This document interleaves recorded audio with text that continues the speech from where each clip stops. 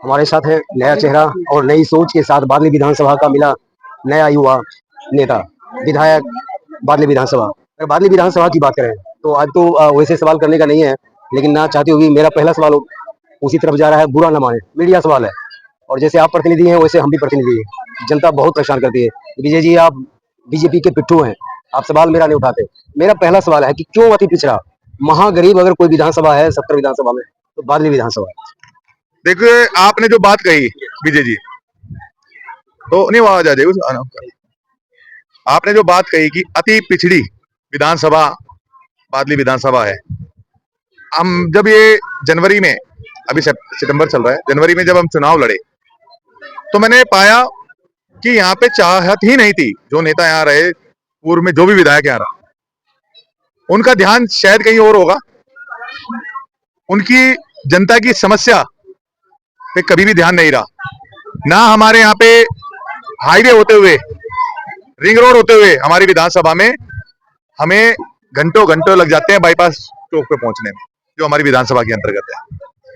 हमारे यहाँ समयपुर अंडरपास पे जाम लगा रहता है, कभी उसके विकल्प की कोई बात नहीं हुई। हमारे यहाँ बाईपास चौक पे जो है जाम लगा रहता है, उसके बारे में कोई बात नहीं होती। हमारे यहाँ लिबासपुर चौक पे अंडरपास पे जो है जाम लगता है, उसके विकल्प की कोई बात नहीं होती। हमारे यहाँ जो है अपना गुजर चौक पे, विजय चौक पे ये जाम लगता है, इसके बारे में कोई बात नहीं होती। मैंने पहली बार जो है जब विधानसभा लड़ा तो मैंने ही बोला था कि क्राइम मुक्त, जाम मुक्त हमारी बादली विधानसभा होनी चाहिए। दीपक चौधरी, दीपक चौधरी, दीपक चौधरी, दीपक चौधरी। और आज कोई चुनावी माहौल नहीं है। आज हम ब्लड डोनेशन कैंप में, क्योंकि माननीय प्रधानमंत्री जी के जन्म दिवस पर हम सेवा पखवाड़ा के तहत जो आज ये ना चाहते हुए सवाल आ गया। बात नहीं, देखो मैं नहीं, विजय जी सवाल करो, बेखौफ करो, और ये आपका अधिकार है। आप जो है चौथे स्तंभ हो हमारे देश के, और करना भी चाहिए।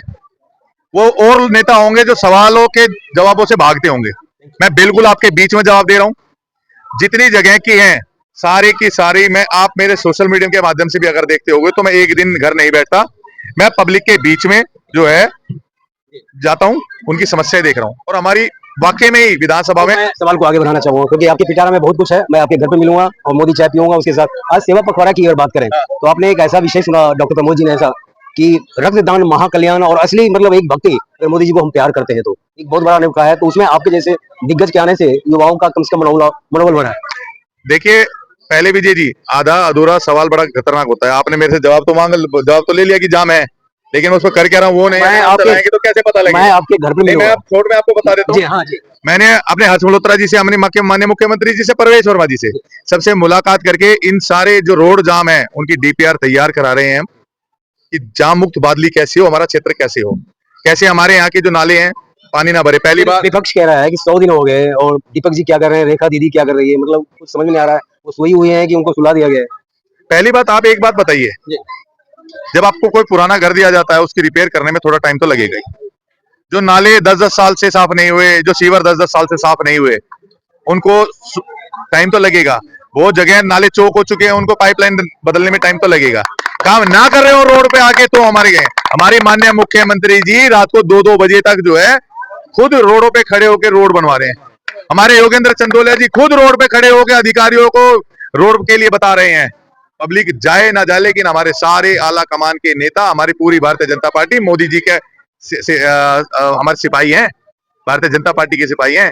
सारे काम जो है हम रोड पे रह के जनता के बीच में कर रहे हैं। जनता की उत्सुकता है कि इतने सारे डीपीआर आपके तैयार हैं, तो ये इम्प्लीमेंटेशन मतलब इसकी शकल, इसकी सूरत, ये चलता, ये फिरता, या बगल में डॉक्टर साहब हैं इनके क्लिनिक में आईसीयू में भर्ती रहेगा? देखिए, मैं आपको यही बता रहा हूँ कि कोई भी चीज बहुत पुरानी जो बीमारी होती है उसे समय लगता है। अब हमने परसों एनडीएमसी में हमारा जो है परवेश वर्मा जी ने प्रोग्राम किया था, 57,000 करोड़ रुपए पहली बार जो हमारे नाले ड्रेनेज सिस्टम के लिए दिल्ली सरकार ने दिए हैं, दिल्ली के सौगात के तौर में। अगर ये कहें कि हम काम नहीं करें तो आप किसी भी मंत्री को देख लीजिए, चाहे आरोग्य में या कोई भी है, उनके लिए हम दीपक जी जो आपने बताया है मुद्दे, वो बाकी ज्वलंत मुद्दे हैं, वही मेरे सवाल में हिस्सा।